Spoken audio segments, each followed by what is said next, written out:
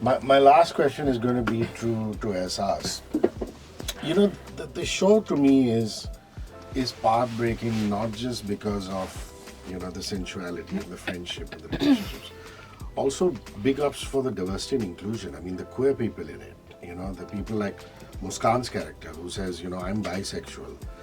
All this stuff is a revelation for an Indian OTT series, and it's done very, very seamlessly. It's not like, oh, queer person alert. You know, none of that.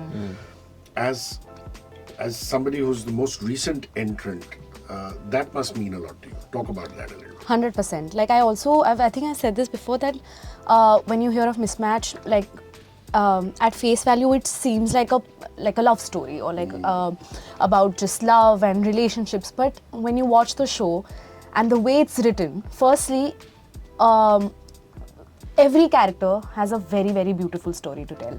It is there is such a beautiful arc to everyone, and it also talks about such important topics like you mentioned, and then there's mental health that we speak about. There's a relationship, how a person who's differently abled navigates relationships and sex for that matter. So all these things, you know, I've not seen these things been talked about in any other Indian show, and I think for the kind of audience that this show has, I think it's very important that we talk about all these things because also there are so many people who relate to the show and they watch it, and they're such huge fans that we like when we influence and we talk about these things.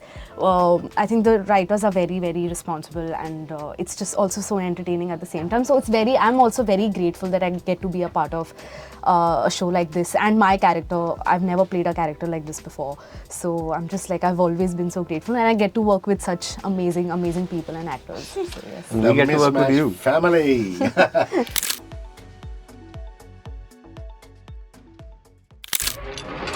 94.3 Radio 1.